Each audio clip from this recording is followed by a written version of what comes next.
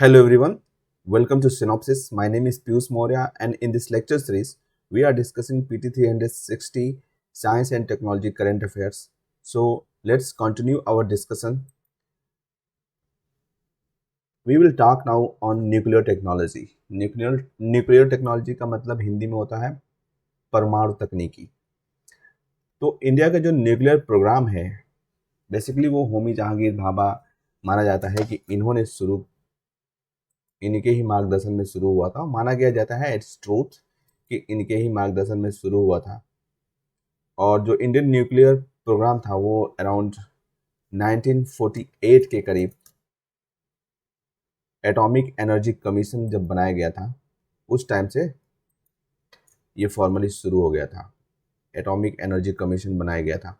और जो ये एटॉमिक एनर्जी कमीशन है वो प्रेसिडेंशियल ऑर्डर और गवर्नमेंट के रेजोल्यूशन से बनाया गया था। और जो डिपार्टमेंट ऑफ एटॉमिक एनर्जी है, यह एक स्वतंत्र डिपार्टमेंट है, विभाग है, स्वतंत्र विभाग है जो गवर्नमेंट ऑफ इंडिया के अंदर होगा।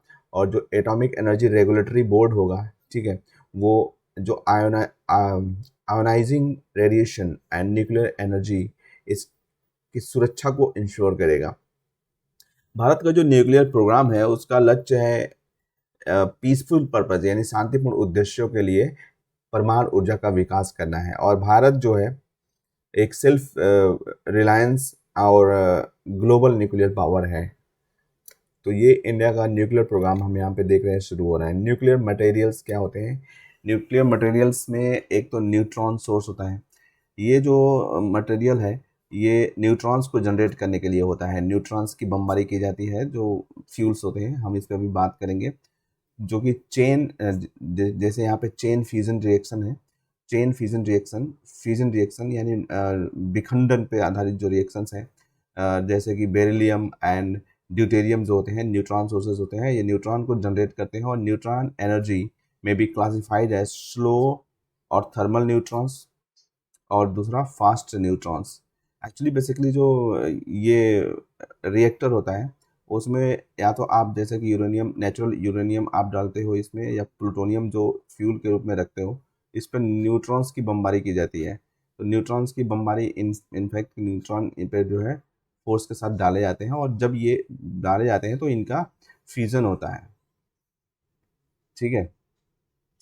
मॉडरेटर्स क्या होते हैं? मॉडरेटर्स जो होते हैं वो जो न्यूट्रॉन की गति है उसको कम करते हैं, ठीक है, ताकि ये जो है स्लो और थर्मल न्यूट्रॉन्स में बदल सकें। स्लो और थर्मल, अगर फास्ट होंगे तो थर्मल मतलब तापीय न्यूट्रॉन्स में नहीं बदल पाएंगे। और न्यूट्रॉन्स जो है are capable to sustaining a nuclear chain reaction involving uranium 235। Uranium 235 जो है नेचुरल यूरेनियम है। यही एक ऐसा फिजाइल मटेरियल है। दो तरीके के मटेरियल्स होते हैं फ्यूल के, अभी हम आगे इसमें बात करेंगे, ठीक है।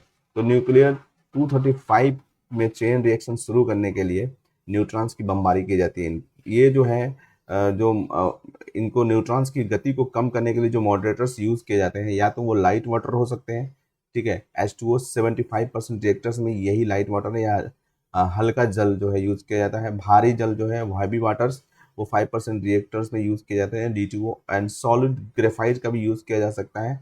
ग्रेफाइट का भी यूज़ मॉडरेटर के रूप में किया जा सकता है।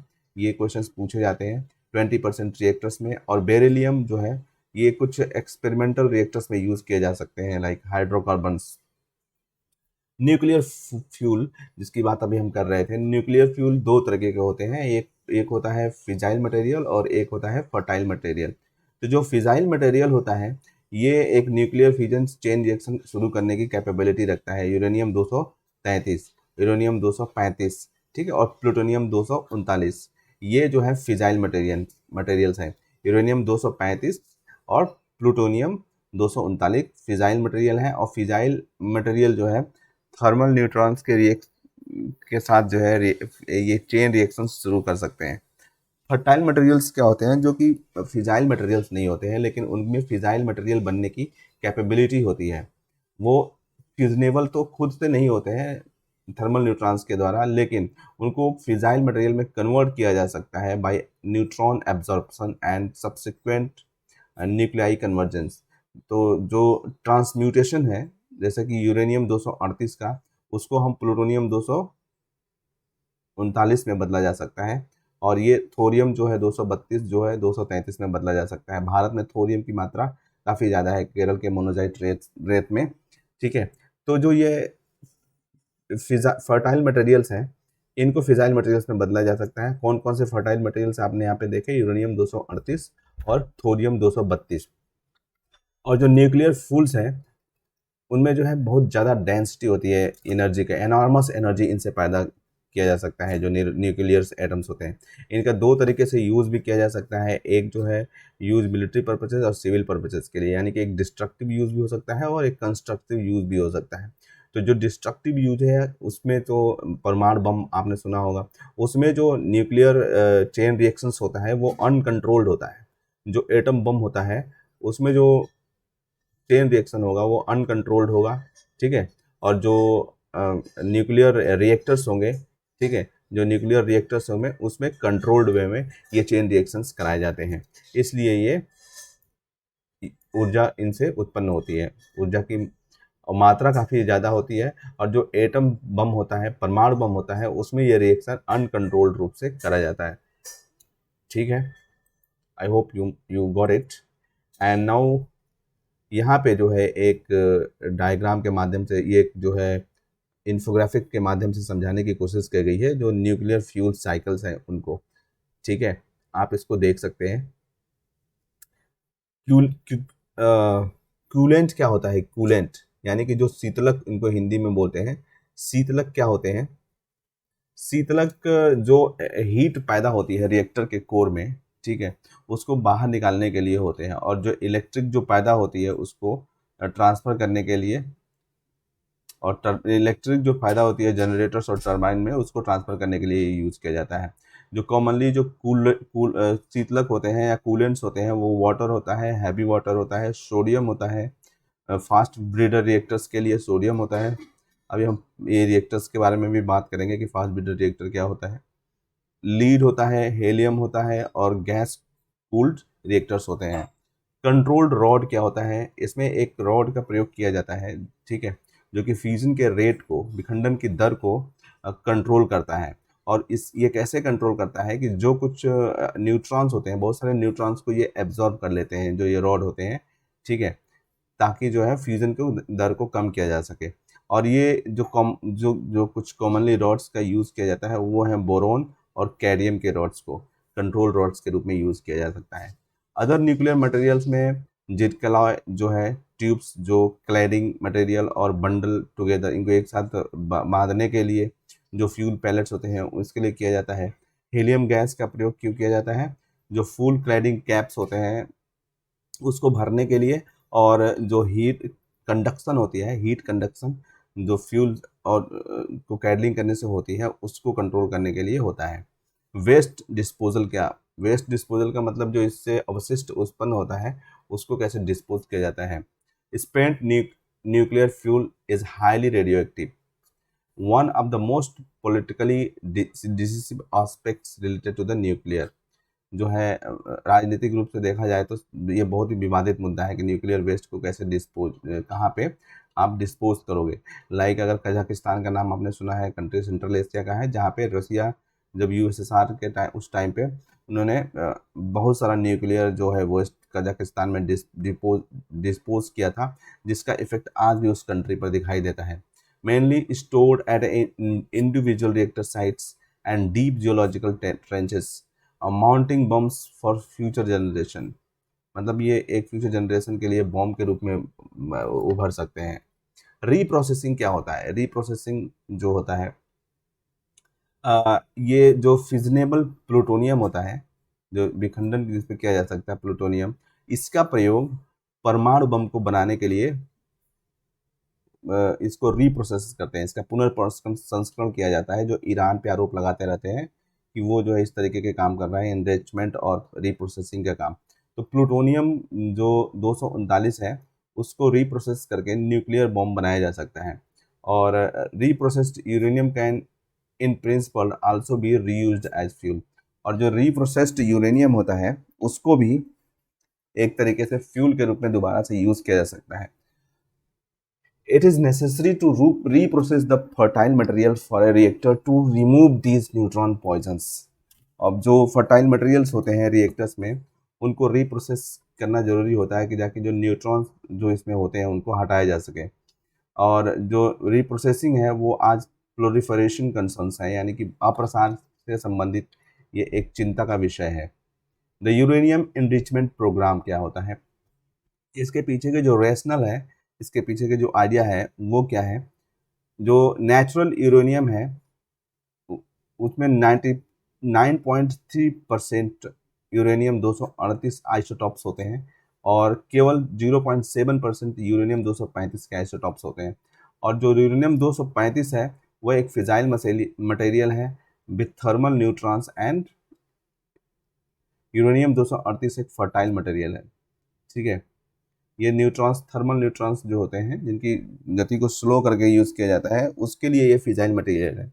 अगर न्यूट्रॉन्स की बमबारी इस पर की जाएगी तो इससे इसका विखंडन शुरू हो जाएगा। और जो यूरेनियम 238 है वो एक फर्टाइल मटेरियल है, इस पर अगर न्यूट्रॉन्स को छोड़े जाते हैं तो ये जो है यूरेनियम 233 में बदल सकता है, जो एक फिजाइल मटेरियल है। और जो ये प्रेशराइज्ड हैवी वाटर रिएक्टर्स हैं वो नेचुरल यूरेनियम को यूज़ करते हैं। ठीक है, लेकिन हैवी वाटर की ज़रूरत इनको होती है और देयर इफ़िशियंसी इज़ लेसर, और इनकी जो काम करने की क्षमता है वो कम होती है। और जो LWR है, ठीक है, लाइट वाटर रिएक्टर्स हैं, ये इनरेस्ट यूरेनियम को जो है लाइट वाटर के साथ यूज़ करते हैं और इनकी इफिशियंसी ज़्यादा होती है। वेपन ग्रेड यूरेनियम रिक्वायर्स 90% और मोर फिजाइल मटेरियल।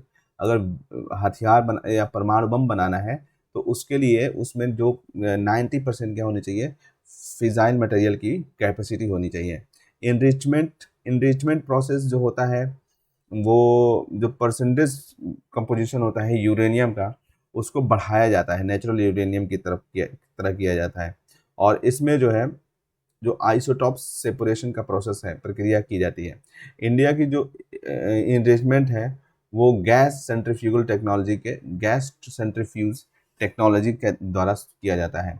और जो मैनहट्टन प्रोजेक्ट है यूएसए का, ठीक है, वो 2000 वर्ल्ड वार सेकेंड के टाइम पे ये किया गया था और न्यूक्लियर वेपन से इससे बनाया गया था। जो इंटरनेशनल एटॉमिक एनर्जी एजेंसी है IAEA, वो इनरिच्ड यूरेनियम की जो सप्लाई और जो उसकी प्रक्रिया है उसको कंट्रोल करती है, उसकी आपूर्ति और सब प्रक्रिया को कंट्रोल करती है। और जो इंडिया का यूरेनियम एनरिचमेंट फैसिलिटी है वो IAEA के सेफ गार्ड के अंदर नहीं आता है। So this is important fact. Nuclear reactors in India की बात करते हैं कि भारत में जो है 22 न्यूक्लियर प्लांट्स अभी भी काम कर रहे हैं। ठीक है, और जो इंस्टॉल्ड कैपेसिटी है इंडिया की वो 6780 मेगावाट की है, यानी कि जो ये रिएक्टर्स हैं उनसे 6780 मेगावाट की बिजली पैदा होती है, विद्युत इलेक्ट्रिसिटी। रिसर्च रिएक्टर्स कौन कौन से हैं? रिसर्च रिएक्टर्स पावर जनरेशन के लिए नहीं होते हैं लेकिन रिसर्च पर्पज से होते हैं। तो इसमें अप्सरा है, ये जो है 1 मेगावाट कैपेसिटी की रिएक्टर है और ये पहला जो है एटॉमिक रिएक्टर एशिया में था।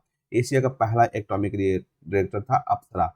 और जो साइरस है कनाडा इंडिया रिएक्टर, ये 40 मेगावाट रिएक्टर था और रेडियो आइसोटॉप्स के द्वारा जो है ये मतलब ये प्रेरित था।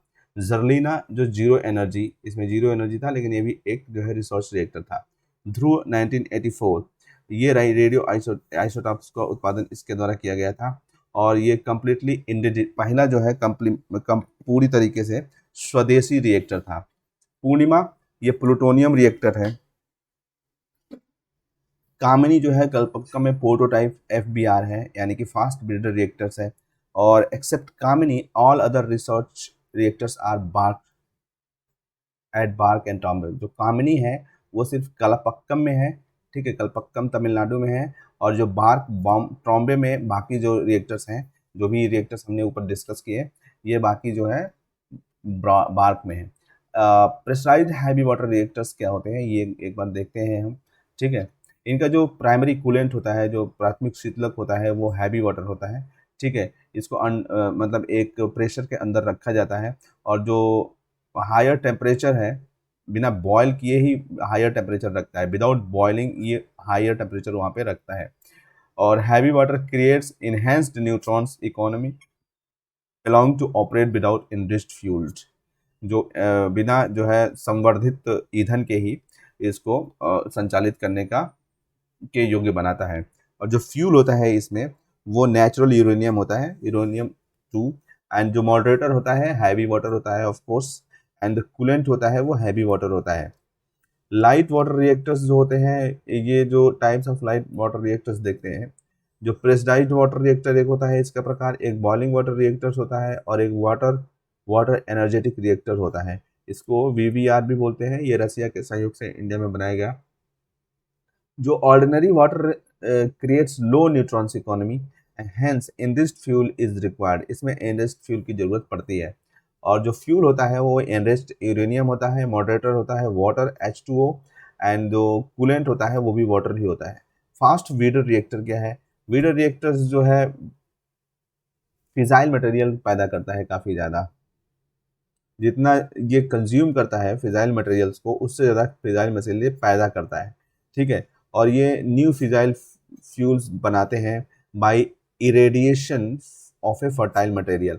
जैसा कि ब्रीडर से ही पता चल रहा है कि ये जो है ब्रीड करता होगा, तो ये जो फर्टाइल मटेरियल्स हैं उनको फिजाइल मटेरियल में कन्वर्ट किया जाता है। यानी कि आप ऐसे समझ सकते हो इसको, ठीक है, कि यूरेनियम 238 और यूरेनियम 232 को इसमें रखा जाता है विद द नेचुरल यूरेनियम, ताकि जो एनर्जी भी पैदा होगी।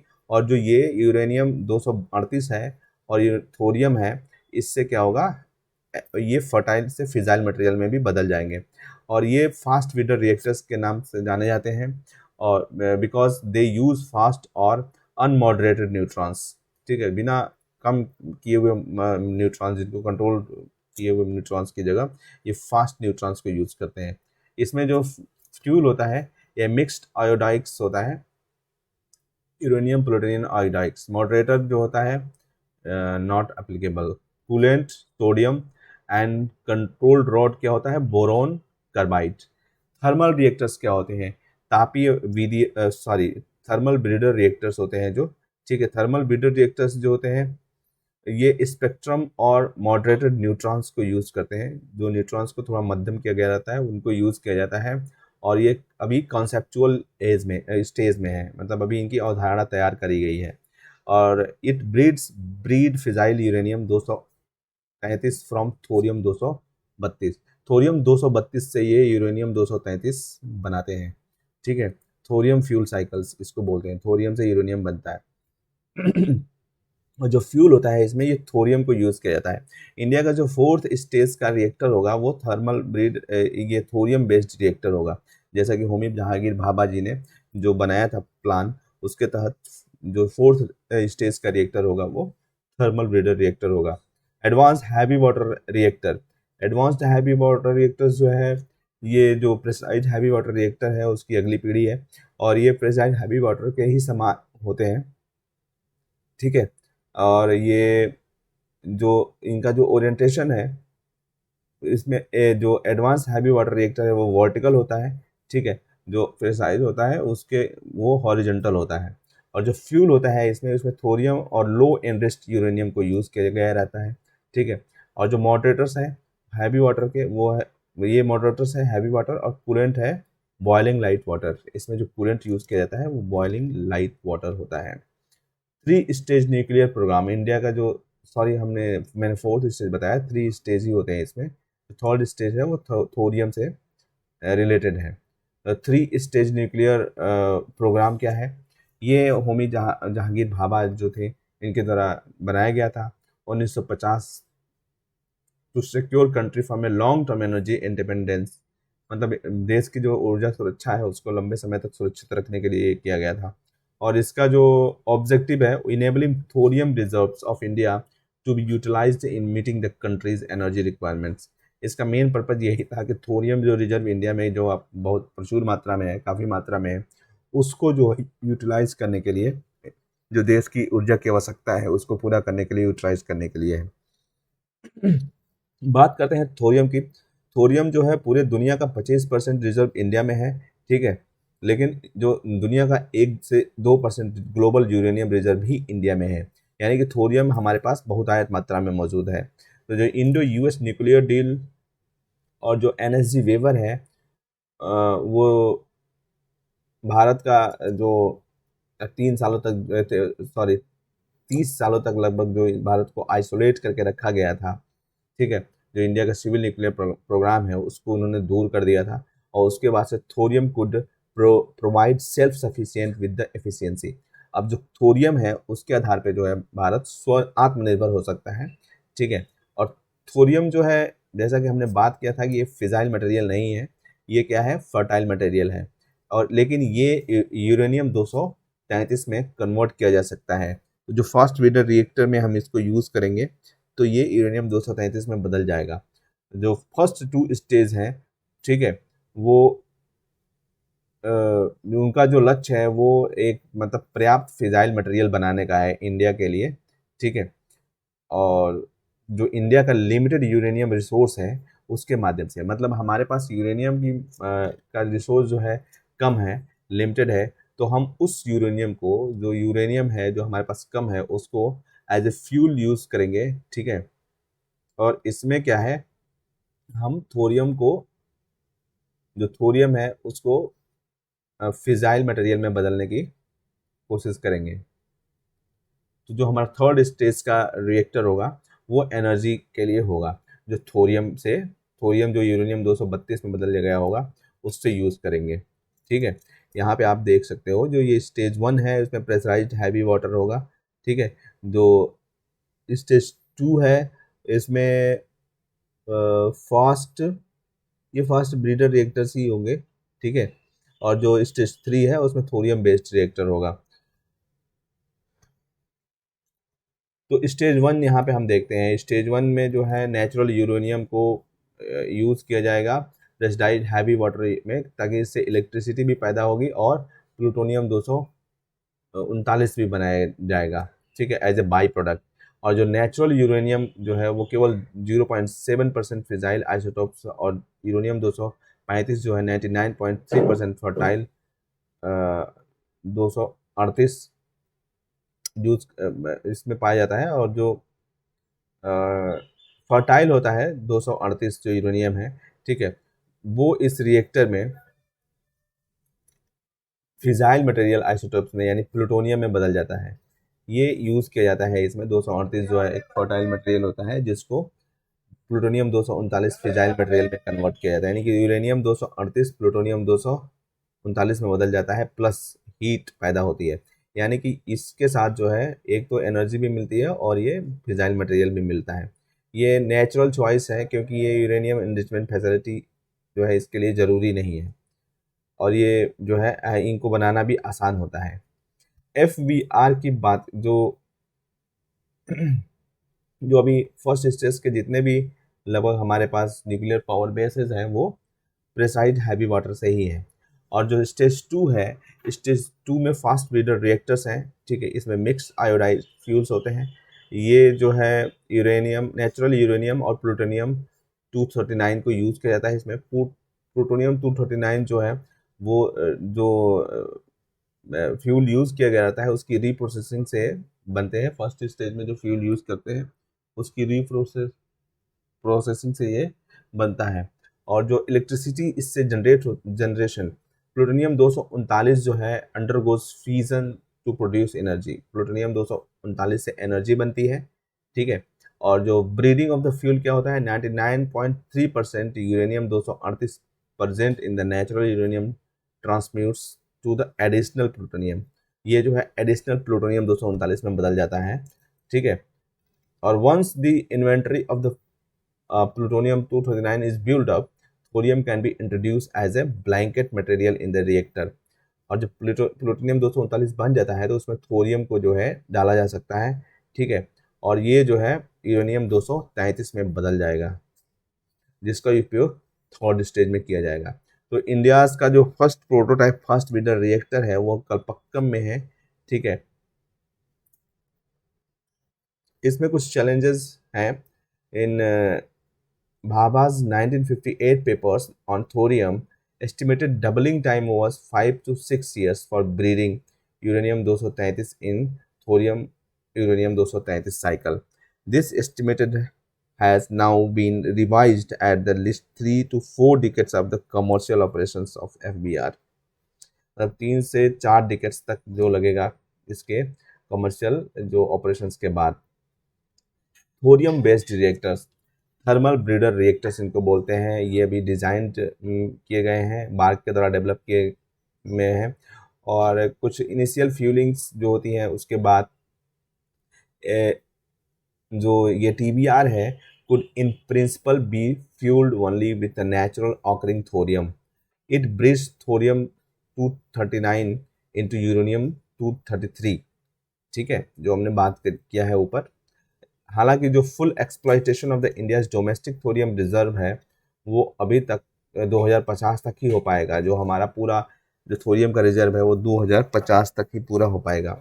इसके पैरेलल कुछ अप्रोचेज हैं, समानांतर approach. There is a long delay before direct thorium utilisation in the 3 stage programme. Hence, country is now looking at alternate reactor design which allows more direct use of the thorium. इसका कुछ विकल्प भी ढूंढा जा रहा है और इसमें ऑप्शंस के रूप में advance heavy water reactors, accelerator driving system और कॉम्पैक्ट हाई टेम्परेचर रिएक्टर्स को है रखा गया है।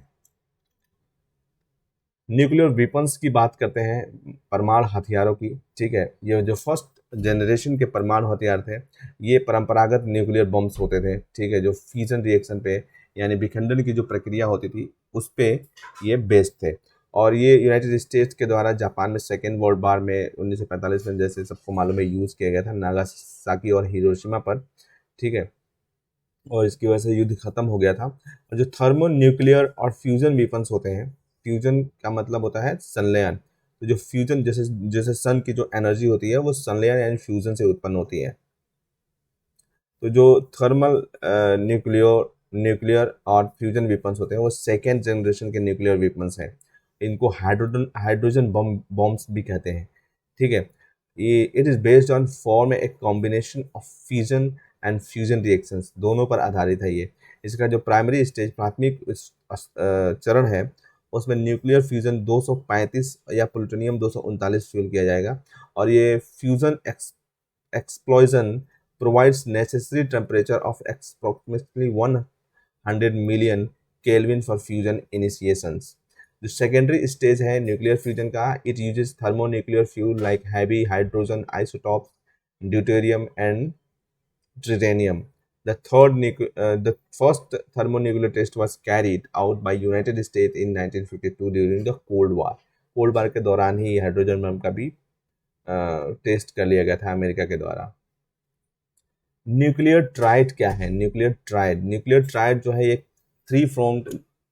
Three components of the atomic weapons delivery structure है, जैसे कि लैंड, सबमरीन्स और एयरक्राफ्ट, यानी ज़मीन से भी और पनडुब्बियों से भी और एयरक्राफ्ट से भी परमाणु बम को छोड़े जाने की जो कैपेसिटी है वो एक न्यूक्लियर ट्राइड में आता है। लैंड बेस्ड जो होता है, एक तो इंटरकॉन्टिनेंटल बैलिस्टिक मिसाइल्स होती हैं अंतर महाद्वीपीय, जिनकी जो रेंज होती है वो 5000 किलोमीटर से ऊपर होती है। और जो सबमरीन लॉन्च्ड होते हैं वो बैलिस्टिक मिसाइल, जो सबमरीन लॉन्च्ड बैलिस्टिक मिसाइल्स होते हैं और स्ट्रेटेजिक बॉम्बर्स होते हैं, ये लैंड पे यूज़ किए जाते हैं, ठीक है। इंडिया का जो न्यूक्लियर ट्राइड है उसमें अग्नि एंड पृथ्वी मिसाइल्स है जो आर्मी के लिए है, INS अरिहंत जो है नेवी के लिए है, सुखोई 30 MK और मिराज 2000 जो है एयरफोर्स के लिए है। ये न्यूक्लियर ट्राइड में इंडिया के आते हैं। और जो it reduces the possibility of first strike attack और प्री इम्पटिव न्यूक्लियर स्ट्राइक। जो फर्स्ट स्ट्राइक अटैक और प्री इम्पटिव न्यूक्लियर स्ट्राइक है उसकी पॉसिबिलिटी को कम कर देता है। इंडिया जो है नो फर्स्ट यूज पॉलिसी को फॉलो करता है।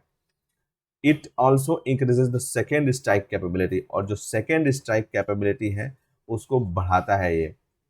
अगर कोई हमारे ऊपर हमला करता है तो हमारी जो न्यूक्लियर पॉलिसी है उसमें यही है कि अगर हमारे ऊपर कोई परमाणु हथियारों से हमला करता है तो हम सेकेंड स्ट्राइक करेंगे, ठीक है। इंडियन न्यूक्लियर डॉक्ट्रिन जो अभी हम बात कर रहे थे वो यहाँ पे दिया गया है। Maintaining a minimum credible deterrence deterrence का मतलब होता है अपनी सुरक्षा, मिनिमम क्रेडिबल, मतलब न्यूनतम सुरक्षा विकसित करने के लिए बनाया गया था।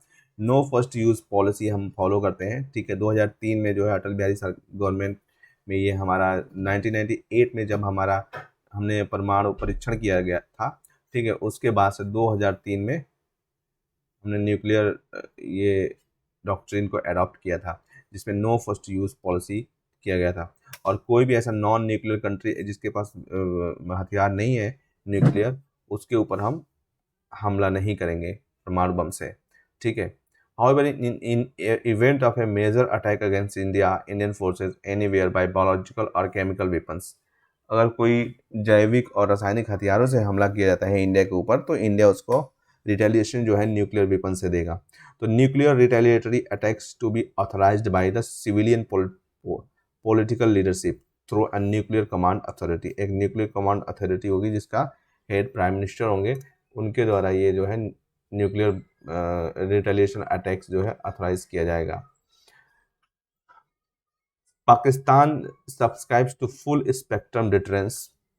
USA and Russia virtually follow mutual assured deterrence. Mutual assured deterrence ये फॉलो करते हैं यूएसए एंड रशिया, और पाकिस्तान जो है फुल स्पेक्ट्रम डिटरेंस फॉलो करता है। तो इस लेक्चर को हम यहीं पे समाप्त करते हैं। नेक्स्ट टॉपिक हम नेक्स्ट लेक्चर में देखेंगे। Thank you so much.